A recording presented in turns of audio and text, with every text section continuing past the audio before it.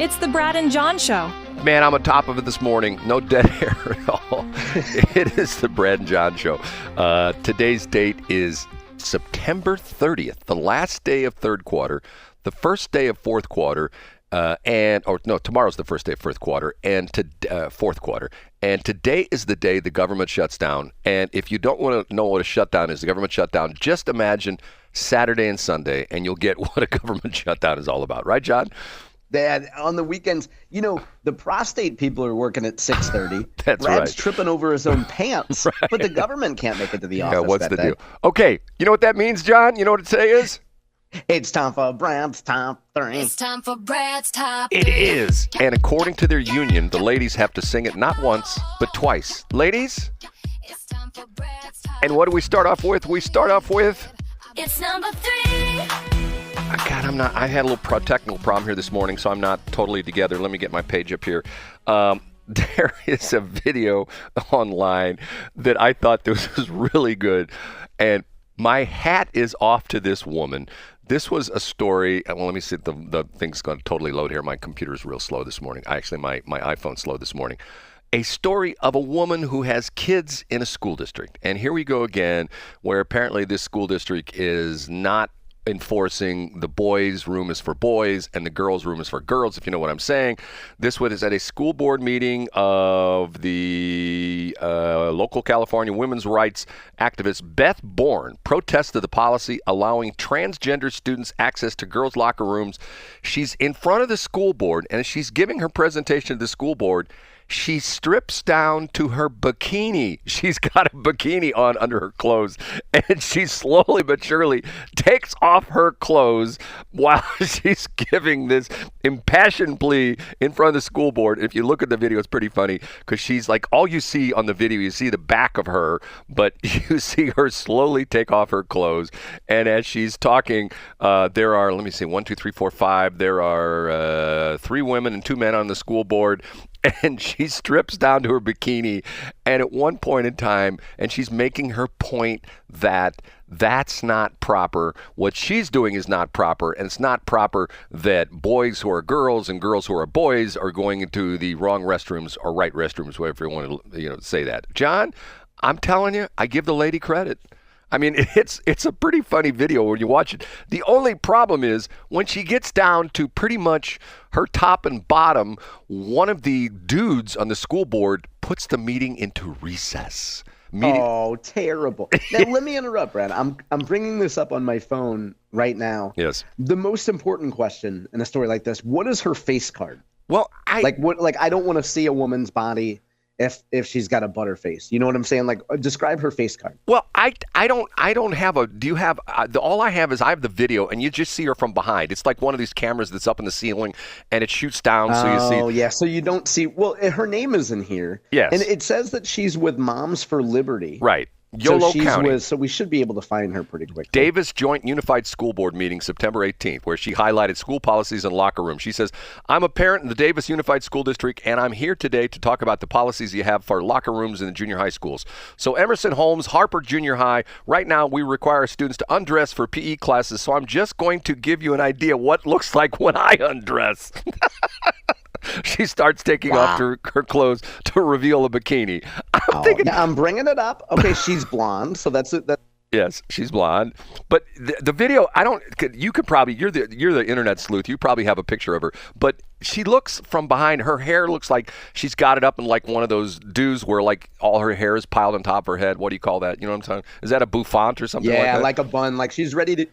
Yeah, like she's ready to get to work, if you know what I mean. Right. She's got her hair up like that. And what's funny is she's doing a pretty good presentation as she's taking off her clothes.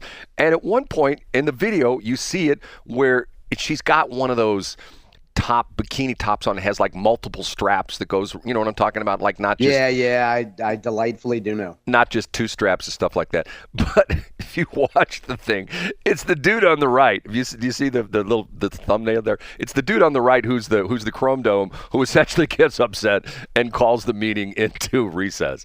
I'm going like, but see, what's so funny to me about this is It's like the parents that show up with the books they got from the library, okay, when they're protesting books that shouldn't be in the library, especially in grade school and junior high. High school, but grade school and junior high, I mean, those should be like pretty, clean, straightforward kind of books, okay? And they read chapters from these books, which are really nasty stuff, and the school board gets upset. You can't read that. You can't read that. And the parents. And they say, hey, why not? You're allowing our kids to read this. The book's in the damn library. If I can't read it at a school board meeting, why is the book in the library? You know what I mean? And to me, if you're going to make an argument, you can't make a better argument than that. Right, John? Yeah, I think so. And you know what? I'm not exactly able to. So I brought up a video here. So we can't see what her face card is, but in the bigger picture, the stunt is effective. She made her point. People are talking about it. Yes. I mean, to the point where it's like, okay, and once again, she's making the point that like, okay, if my daughter has to undress in front of a man, I guess I can undress in front of you men right here. You know what I mean? That kind of a deal. So anyway, it's sort of weird. Okay, we ready for number 2? Yeah, let's do it. Okay. It's time for Brad's number 2. It's time for Brad's number 2. And I know John's going to say this was in his report today, but I'm just going to go ahead with it anyway. Okay? It wasn't in your top 3, so I can go ahead with it. When you think of crime, you normally think of, what, St. Louis City, downtown North City? And you stereotype, Brad, because stereotypes are effective and truthful. Yeah. And to a certain extent, you think of Kansas City as well, too, with high crime rate. Right, John? Wouldn't you say that's pretty much? Yeah, I agree. But how many people think of Como, Columbia, Missouri?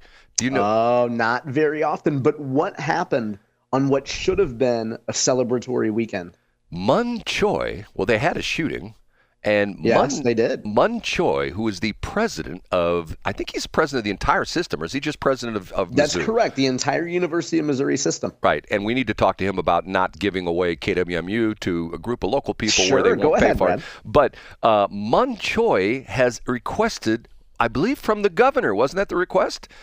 That's exactly right. He included the governor's staff on the call to explain the first of all, the mayor with the best name in Missouri. What's her name, Brad? I don't know, John. I'm sorry. Barbara Buffaloe. That's right, Barbara Buffaloe. Looking good in a Buffalo stance. Yeah. You and all your rap lyrics. Okay. By the way, do you know the deal about and you're gonna you diverted me, but the Nay guy being thrown in jail for 30 years? You know about that one? No. Watch me whip. Watch me Nay. Right. What did he do? Murder, believe it or not. He murdered. No, not a rapper with a gimmick mumble rap song. He murdered his cousin. 30 years in jail. Oh, that's harsh. Were they playing Monopoly or Scrabble and it got out of hand? I have no idea. Okay, we'll go back to the story. See, you divert me. Okay, Mun Choi has requested immediate assistance in Como, as we call it, Columbia, Missouri, because the crime has gotten out of control. Now, John, I have to be honest with you. This one sort of caught me by surprise because it won't I know about North City. I know about Kansas City. Have you known about the fact that there's a crime problem in Como? Oh, yeah. It's been a big deal, Brad. And I see these headlines, and I usually don't click on them from the Columbia papers, KOMU, the TV station, and then the actual print outlets there. I usually don't click on the stories because I don't go to Como and I don't care about the city. But, yeah, I mean, and Brad, let's talk blunt. You have a criminal element in Columbia, just like you have a criminal element in any area. And I'm guessing, I'm going to go out on a limb and say the shooting involved a bunch of urbanites at homecoming day, right? I'm guessing that it's a bunch of members of the minority community. Yeah, unfortunately, that's the case. Okay, so I mean, I'm guessing they're not going to be Asian females that took a break from studying to engage in gunplay. Yeah, they didn't take time out from their physics exams to go down and shoot it out somewhere. Yeah. I don't get it. I mean, and Springfield, the 3 largest cities in the state of Missouri are St. Louis, Kansas City, and Springfield. And Columbia, I guess, would come in like 4th. Isn't that the way it is? Yeah, probably. I'm guessing. Yeah, probably that area. Maybe Cape Girardeau might be 4th. Okay. And if I'm not mistaken, Columbia, above Buffaloe, is a Democrat. If I'm not mistaken. Yeah, of course. Yeah. Why is it that, and like right here in the St. Louis area, why is it that you have St. Louis City and St. Louis County, now St. Louis County with the crime problem, and you go across the Missouri River into St. Charles County, or you drive down I-44 to Franklin County, or you drive down south on 55 and cross the Merrimack into Jefferson County, and bango, wingo, wingo, no crime. Why is that, John? Is it because of the fact that when you drive into Franklin County, it's run by Mr. Show Me Your Receipts, Mr. Dave Schatz? No, and I know we're up against time. Let me ask you a question, Brad. I think this is a toughie. Is there a difference in the demographic between St. Louis City and Franklin County? Is there a difference in, I don't know, the racial demographic between St. Louis County and Franklin County? Is there a difference in demographics there? Yes. Oh, okay. Do you think that maybe the difference in crime and savage behavior has to do with the difference in demographics? Well, yeah, there's lots of young people in St. Louis City and St. Louis County, and there's all sorts of old folks in Franklin County. Yeah, and it's not about age. Brad, you bring up a good point about Mun Choi, though. And this weekend, Scott Faughn had a Columbia special. He's going around to different campuses. He started at Missouri. He started at CMSU, went to Missouri State. This weekend show, he was at Columbia. He sat down with Mun Choi. And then in the second segment, he sat down with members of the athletic staff. Who else do you know that's going to get a sit-down interview with Coach Drinkwitz? You think you're going to get that on some public affairs station? Absolutely not. The point is, Scott walked Mun Choi through what Moon has done in terms of improving the reputation of the University of Missouri system, higher ed overall. And if you're Mun Choi, you see a bunch of savagery happen on Saturday, which is supposed to be your homecoming weekend. You got to come out right away. You got to defend the reputation of your university. And you say, take that savagery somewhere else. Go up 54, do whatever you got to do. That has no place in Columbia. And I want answers on that. And P.S., I'm so serious that I'm going to carbon copy members of the governor's staff here and say, if I don't get answers from you municipal personalities, I'm going to go to the governor's office. What do you think of that? John, anyway, he's going to get answers, and it's great. First off, kind of correct your geographic knowledge. You don't go up 54 to Columbia. You're on I-70. I didn't say you go up 54 to Columbia. I said go up 54. From where? And go somewhere else. Come up from Jefferson City? Is that what you're saying? I'm saying get out of town, Brad, is what I'm saying. But yes, I'm a former traffic reporter. Okay, correct me, nitpick some stuff, Brad. Go ahead. With 1 minute left, nitpick my geography. Like you never do that to me. Go ahead, Brad. We got 1 minute left. Let's go. No, the other part of it was I saw part of the interview with your buddy Scott, and I found it fascinating. What is it, Mun or Moon? Is it Mun Choi? I think it's Mun Choi. I thought it was Mun Choi. Okay. Whatever. Come on, Brad. Okay. There's a minute left. I saw the interview with him and Scott Faughn where they talked about they're the number one producer of radioactive stuff for the medical field in the world. Did you know that? Yeah, not even among universities, but among among any entity. I found that fascinating. And we're talking about the radioactive drugs they use for testing and stuff like that. Okay, we ready for number one? And maybe Brad, let's do it. We'll have to carry this over into the C block. Okay. And now, big finish, Brad's number. I got this number one because of the fact that I routinely give out my phone number on the air, 314-280-8880. And that has proven to be interesting because if it wasn't for me giving out my phone number, I would have never heard from John Bosch, who we had that great interview with last week. Oh, that's right. It was so good, Brad. He was so transparent and open and not impulsive and bull in a china shop. Go ahead, Brad. Right, that's right. We didn't. Okay. The article was sent to me yesterday, one of our listeners, okay? And I got to get this for John. Here's the headline of the article. Men seem to make life for women worse. Singles U.S. women share the woes of dating in 2025. Oh, that's such a shame. Is this sponsored by Cat Fancy? No, this is actually from The Guardian, okay? Oh, okay. Now, and what kind of study is this, Brad? Well, what's interesting about this is it starts off with demographics, and I'm sort of a demographic nerd. And here's the first paragraph. By 2030, so essentially 5 years from now, 45% of prime working age women in the U.S., defined as women aged between 25 and 44, will be single according to Census Bureau historical data and Morgan Stanley forecast, the largest share in history. Hundreds of those women from across the U.S. shared with The Guardian why they were single, how they felt about it, and what they would be looking for in a future partner if they were still in the market for one. Now, Here's the fourth paragraph down. John, I'm going to ask you, do you measure up, dude? Because you're a single guy, okay? Many of the responses were surprisingly similar. The most frequently listed qualities women said they were looking for in a partner were kindness, emotional intelligence, mental, you're laughing already, mental and physical health, shared values, ambition, and being hardworking, and that's in quotes, financial stability, masculinity, and maturity, and a willingness to commit to an equal monogamous relationship, as well as, in many cases, having a family. And I'm thinking to myself, oh my God, that's hilarious. Can I cut you short for a second, Brad? I know we're up against time. Can I cut you short? Go ahead. So I had lunch Friday with a wonderful man who's single, who just got out of a relationship. And Brad, the most important thing to know for men is you read stories like this that are based on surveys of what women say, and it's adorable. So always watch what women do and not what women say. So take these stories for entertainment, but if you're a man and you know who you are and you're not some limp-wristed simp that reads surveys and tries to adapt yourself to women's surveys, do you think women really want a man who's kind and sweet and sensitive, if that's not really you? If you're actually who you say you are, you'll have more women than you can possibly handle. You want to, well, I'll be careful how I say that.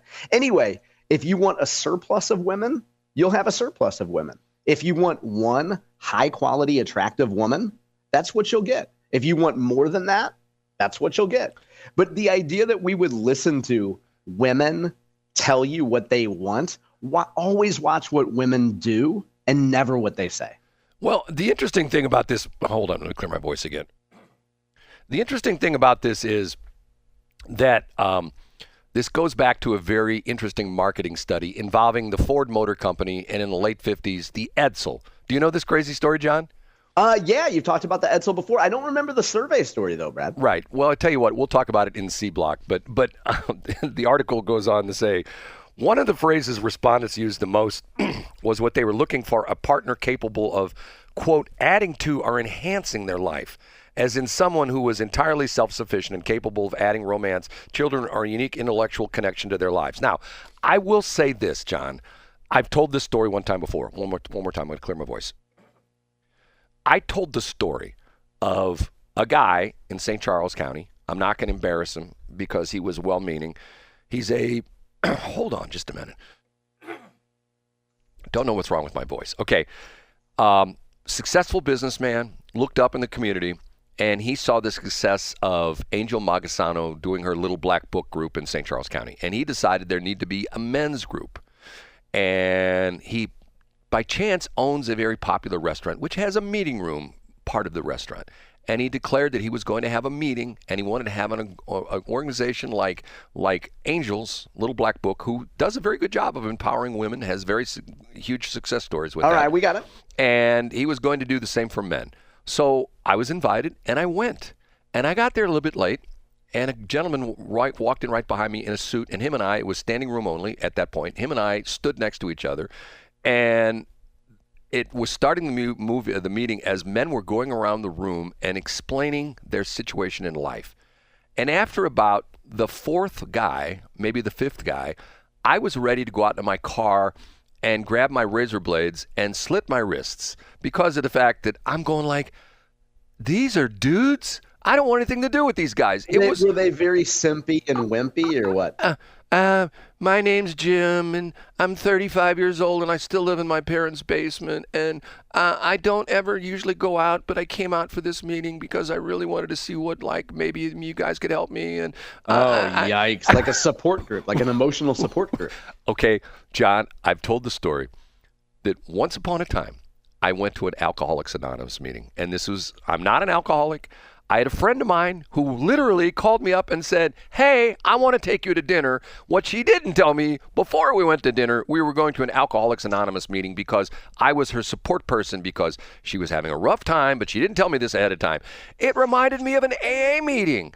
And it's to the point where I'm thinking to myself, okay. And the sad part of the deal is, I don't know. I officially don't know what happened, but that was the first and last meeting of this organization because I think the guy who started it who shall remain nameless, went, OMG, it is true.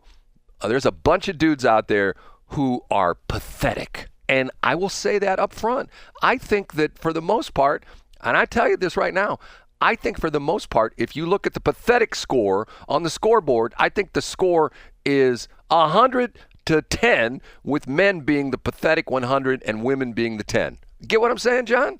I get what you're saying. I would dispute that, but I would say, yes, there are a lot of weak men, and the men who are, desirable have more women than they can possibly handle. Okay, we'll carry this over because I have theories about this, and I have theories because of the fact that I grew up in a household with a well-educated woman who was very independent, and had a lot of opinions about men, which is what has affected you your entire life. But at the time, she was in the school system. She was in education, and she bemoaned the fact that she could never be anything more than an assistant, or not even assistant. She could never be more than a glass ceiling warrior, a department chairperson, because she couldn't be an assistant. She broke that glass ceiling like you broke the 7:40 time limit for this segment.